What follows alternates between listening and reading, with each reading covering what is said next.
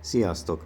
A választások közelettével én is szeretném elmondani a saját véleményemet. Természetesen nem kell semmivel sem egyetérteni, azonban kulturált módon lehet véleményeket ütköztetni. Ebben a videóban arról szeretnék beszélni, hogy mi van, ha.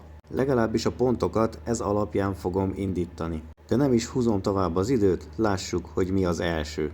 Mi van, ha a Fidesz rájött az előző választásokkor, hogy akármit csinál, akárhogyan próbálja rágalmazni az ellenfelét, az mind visszás, és pont az ellenkezője sül ki belőle, mint amit szeretnének elérni. És most már akkora a népharag, hogy akármit csinál a Fidesz, nem akarnak más, csak eltüntetni őket a föld színéről.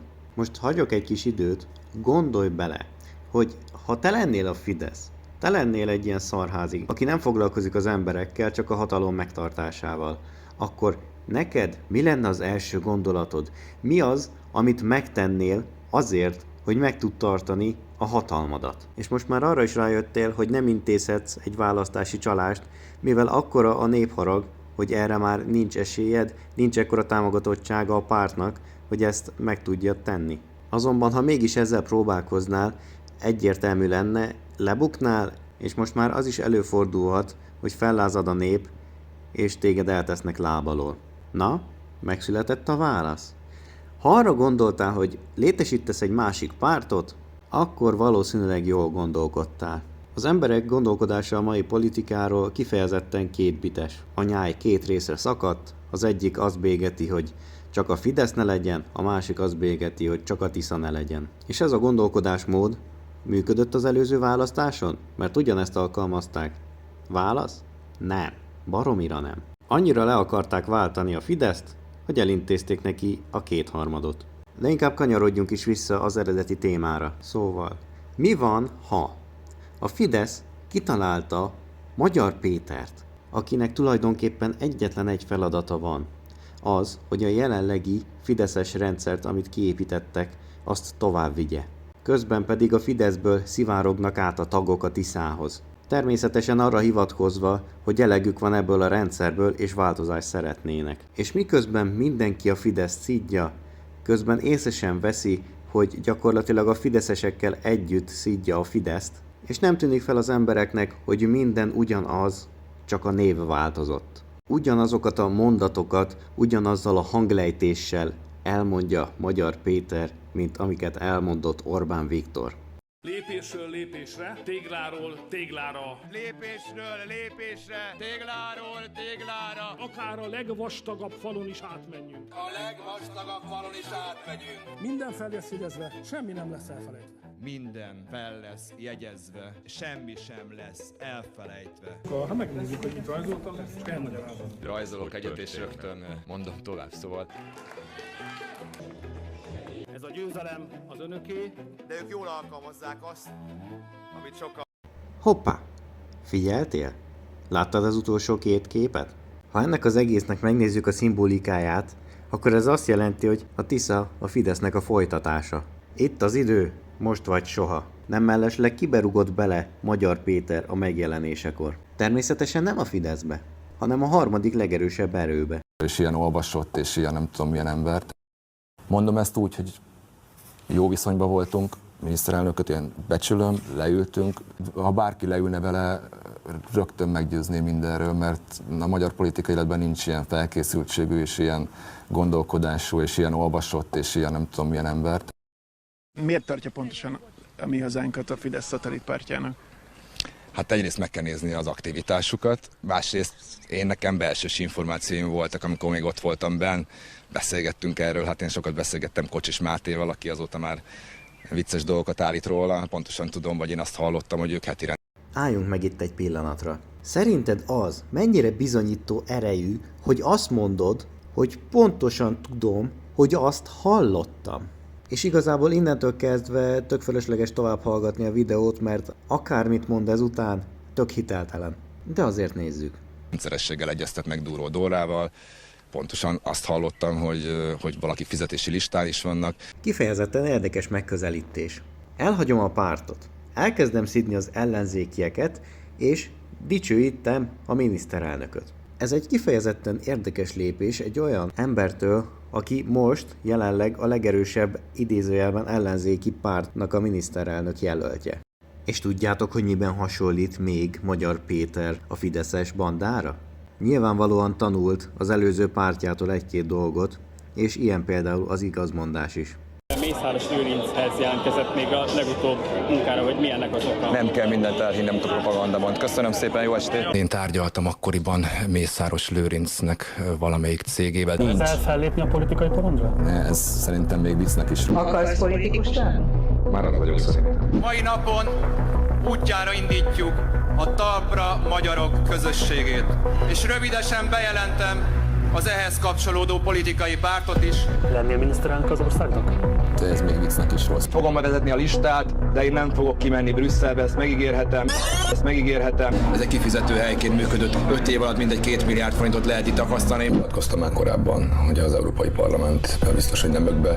Beül az Európai Parlamentbe?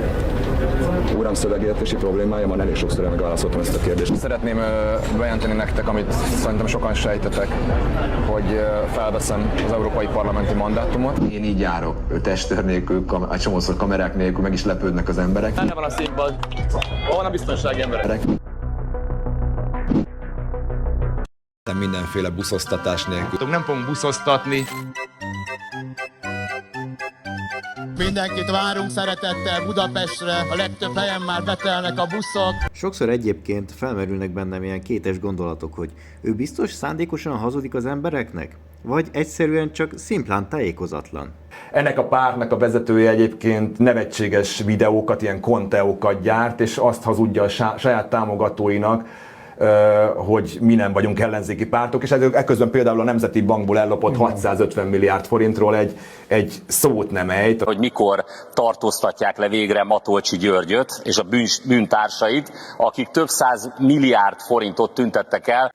Honfitársaim, a Mi Hazánk Fidesz koalíció egyértelműen elindítaná Magyarországot az Európai Unióból való kilépés útján. A Mi Hazánk álláspontja ebben a kérdésben egyértelmű és régóta változatlan. Hatalomra kerülve kilépnének az Európai Unióból. Szélni, hogyha most itt holnap kilépünk az Európai Unióba, akkor nagyon nagy baj lesz Magyarországon. És nézzük, hogy mi a véleménye Magyar Péternek a mindenki által áhított elszámoltatásról. Majd bejelentette az a börtönbe programot. Ez egy ilyen brand. Azt mondja, hogy bilincs, recs. Ez egy emoji volt, és az emojira volt válasz. Na de akkor most felmerül a kérdés, hogy akkor elszámoltatunk, mindenki megkapja a megfelelő büntetését, vagy brandeket gyártunk. És nem menjünk el amellett a dolog mellett, hogy gyakorlatilag most a Fidesz összejátszott a Tiszával. A miniszter a Mi Hazánkkal fenntartott kapcsolatról is szólt. Szerintem a szuverenitáspárti politikusoknak először össze kell fogni. Szuverenitáspárti politikusoknak tekintem a Mi Hazánkosokat és a fideszeseket is. Meg kell fontolni azt, hogy a szuverenitáspárti politikusok a jövőben együtt tudnak-e gondolkodni, együtt tudnak-e dolgozni, de mások is csatlakozhatnak ehhez. Lázár János konkrétan Magyar Péter szájába adta a következő megszólalását. Eddig is tudtuk, hogy készül a Fidesz-Mi Hazánk koalíció, de tegnap a Fidesz végső elkeseredésében már nyíltan kimutatta a fogafehérjét. Lázár János tegnap egyértelműen szövetséget ajánlott a Mi Hazánknak. Ez nyílt beismerése annak, hogy tudják, hogy el fogják veszíteni a választást, ezért abban reménykednek, hogy a Mi Hazánk a parlamentbe kerülve koalíciós partnerük lehet. A Mi Hazánk mozgalom nem készül koalícióra sem a Fidesszel, sem a Tisza párttal. Nem gondolkozunk koalícióban, és nem gondolkozunk koalícióban, így van. A Tisza párt mégis ezt mantrázza, folyamatosan ezt mondja, hogy a Fidesz koalícióra lép a Mi Hazánkkal. De tudod mit? A Fidesz is ezzel kampányol, hogy aki a Mi Hazánkra szavaz, az a Tisza pártra szavaz. És mi van, ha a mai politika tényleg csak arról szól, hogy a Fidesz 1 és a Fidesz 2 csak egy paródiát csinál a magyar népből?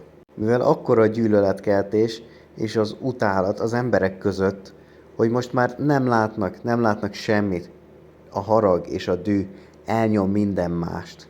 Elfelejtik az emberek, hogy a messiás, a megmentő, az honnan is jött valójában, és kiket hozott magával. Magyar Péter megjelenése felszámolta az összes többi pártot, és ezzel a dologgal lényegesen lecsökkentette a választási lehetőségeit a magyar állampolgároknak. Ezen felül a közvéleménykutatók most már nem is kérdeznek többet. Kire szavaz? 1. Fidesz. 2. Tisza. Nincsen harmadik, negyedik, ötödik lehetőség, a többi nem létezik.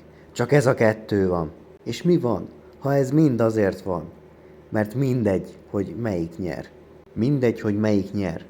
Mert mindegyikben ők vannak. És mi van, ha a Tisza azért választott olyan embereket, amilyeneket? Mert ő nem akar nyerni. Neki az a feladata, hogy az embereket tovább hülyítse, és a felső körökben nagyokat röhögjenek rajtunk. Nézzünk is egy pár zseniális példát, hogy kiket választott maga mellé Magyar Péter.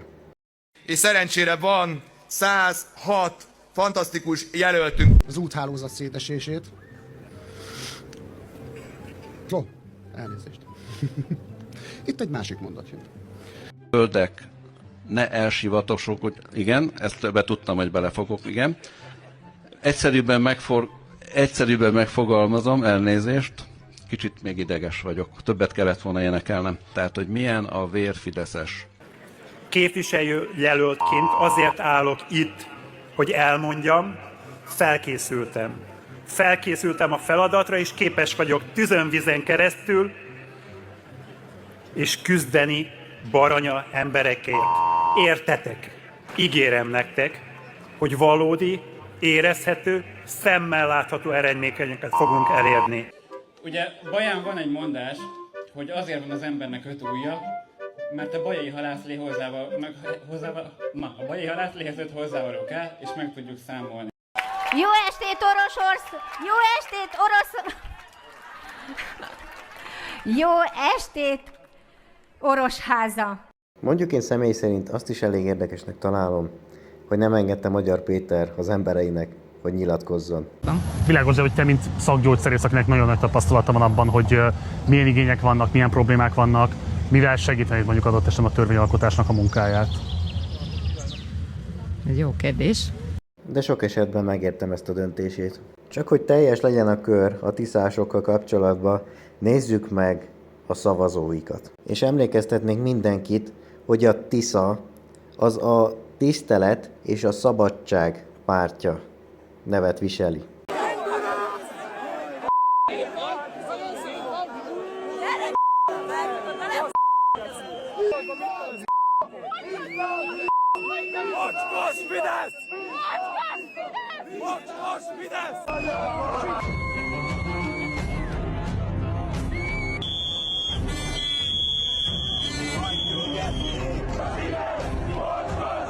Milyen ironikus, hogy a tisztelet pártját a dühöngő, gyűlölködő tömeg tartja össze.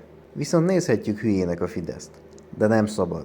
Az ellenfelednek lebecsülése a te vesztedet jelenti. Pontosan tudják, hogy mit, miért csinálnak, és hogy hogyan tudnak megvezetni téged, átlagembert. És én most itt befejezem ezt a gondolatmenetet, valószínűleg még fogjátok hallani a hangomat a választásokig. Addig is hűtsétek le magatokat, és járjatok nyitott szemmel. Sziasztok!